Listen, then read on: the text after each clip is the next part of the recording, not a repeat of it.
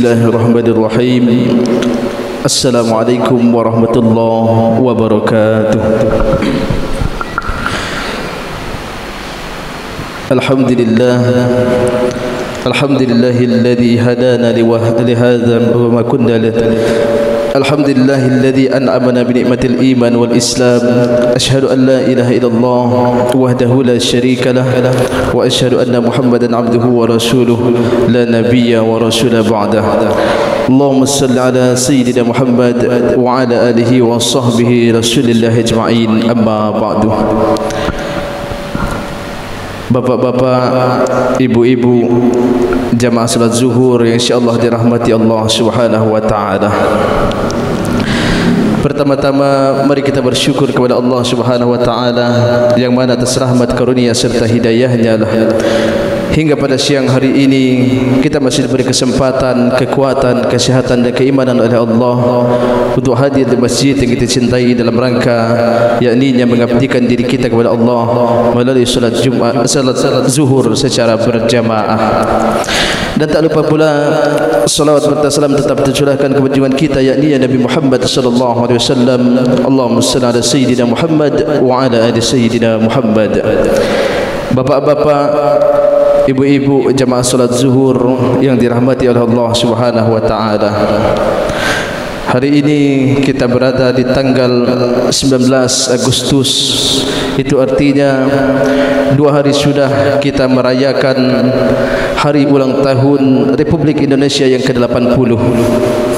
Alhamdulillah, kita bersyukur kepada Allah sudah 80 tahun kemerdekaan Republik Indonesia. Kita sudah bebas dari penjajahan Belanda, Jepang dan lain-lain, sehingga kita bebas jemaah sekalian untuk beribadah, untuk solat di masjid, untuk mengaji dan lain sebagainya. Yang menjadi pertanyaan bagi kita semua jemaah sekalian, apakah kita sudah benar-benar merdeka? Jawabannya iya, kita sudah benar merdeka dari penjajahan negara asing seperti Belanda, Jepang dan lainnya. Tetapi kita belum merdeka dari penjajahan, yaitu penjajahan hawa nafsu. Kita belum merdeka dari jajahan keserakahan kita terhadap harta. Kita belum merdeka dari keserakahan kita terhadap jabatan. Rasulullah SAW bersabda dalam sebuah hadis yang diriwayatkan oleh Imam Bukhari. Apa kata Rasulullah? Ta'isa abdud dinar, kata Rasulullah. Ta'isa abdud dirham, kata Rasulullah. Apa kata Rasulullah? Celakalah hamba dinar, kata Rasulullah. Celakalah hamba dirham, kata Rasulullah. Perhatikan kata sabda Nabi ini jemaah sekalian. Rasulullah tidak mengatakan celakalah pemilik dirham, tidak. Celakalah pemilik dinar, bukan. Tetapi Rasulullah mengatakan celakalah hamba dinar. Artinya apa jemaah sekalian? Mereka sudah punya uang banyak, sudah punya jabatan yang tinggi, tetapi dia masih diperbudak oleh harta dan jabatannya tersebut. Berarti dia belum merdeka secara syariat Islam. Jemaah salat zuhur yang insyaallah dirahmati Allah Subhanahu wa taala. Keserakahan terhadap harta, keserakahan terhadap jabatan, itulah penyebab hancurnya negeri kita ini jemaah sekalian. Karena kita serakah dengan harta jabatan, timbullah korupsi, timbullah ketidakadilan dan lain sebagainya. Itulah yang terjadi di negeri kita sekarang ini jemaah sekalian. Karena serakah dengan harta, serakah dengan jabatan, timbul korupsi dan sogok menjogok dan lain sebagainya. Itu yang terjadi jemaah sekalian. Jemaah salat zuhur insyaallah dirahmati Allah Subhanahu wa taala. Allah berfirman dalam surah Al-A'la ayat ke-16 dan 17, "Bal tu'siruna al-hayatad dunya wal akhiratu khairu wa abqa." Kebanyakan setiap manusia ini kata Allah itu lebih mengutamakan dunia kata Allah, padahal akhirat itu lebih baik dan kekal kata Allah Subhanahu wa taala. Coba kita lihat jemaah sekalian, orang-orang dahulu para pejuang ketika memerdekakan negara kita Republik Indonesia ini, mereka rela berkorban harta, nyawa dan lain sebagainya demi merdekanya Indonesia tercinta ini dari jajahan asing. Mereka setelah merdeka jemaah sekalian, mereka tidak berebut jabatan, mereka tidak mengumpulkan harta, berebut harta dan lain sebagainya. Coba kita lihat, dia ada karena mereka takut ketika diberi jabatan, amanahnya itu sangatlah berat jemaah sekalian. Berat di hadapan manusia dan berat ketika di hadapan Allah Subhanahu wa taala. Jamaah salat zuhur yang dirahmati Allah Subhanahu wa taala. Jadi kalau kita bandingkan orang-orang dahulu, para pejuang kita dengan orang sekarang jemaah sekalian, orang sekarang rela menghalalkan segala cara untuk mendapatkan kesenangan dan ambisinya.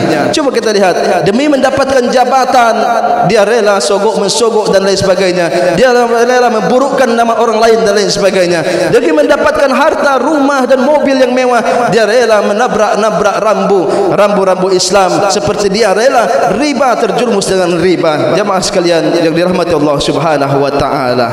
Jadi coba kita lihat lagi jemaah sekalian, para sahabat Nabi sallallahu alaihi wasallam.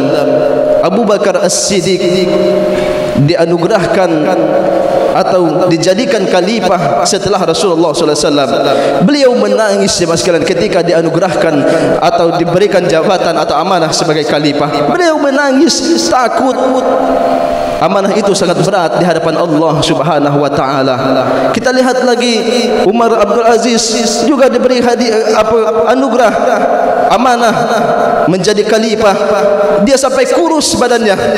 Kenapa? Karena takut beratnya pertanggungjawaban di hadapan Allah Subhanahu wa taala. Tetapi orang sekarang tidak jemaah sekalian, demi mendapatkan jabatan amanah menjadi bupati, khalifah, menjadi gubernur dan lain sebagainya, dia rela menabrak rambu-rambu Islam, dia rela melanggar perintah Allah Subhanahu wa taala. Itu yang terjadi di saat ini, di usia 80 tahun kemerdekaan Republik Indonesia.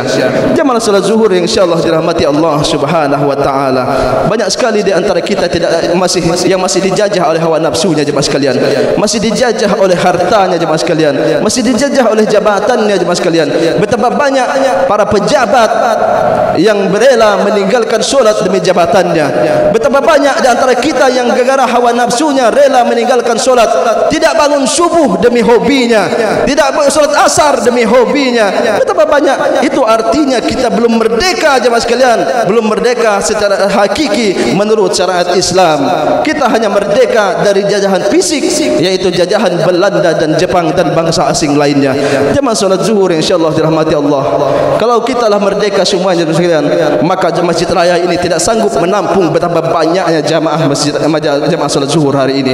Karena kebanyakan kita belum merdeka, kita masih dihantui atau dijajah oleh hawa nafsu kita. Kita masih sibuk dengan kerjaan kita, kita masih sibuk dengan anak istri kita, kita masih sibuk dengan bisnis kita, hingga panggilan Allah kita lupakan atau kita acuhkan. Jemaah salat zuhur insyaallah dirahmati Allah Subhanahu wa taala. Orang yang merdeka jemaah sekalian, orang yang tidak diperbudak oleh hawa nafsunya. Orang yang merdeka jemaah sekalian, orang yang tidak diperbudak oleh jabatannya. Orang yang merdeka jemaah sekalian, orang yang tidak berbudak oleh harta bendanya.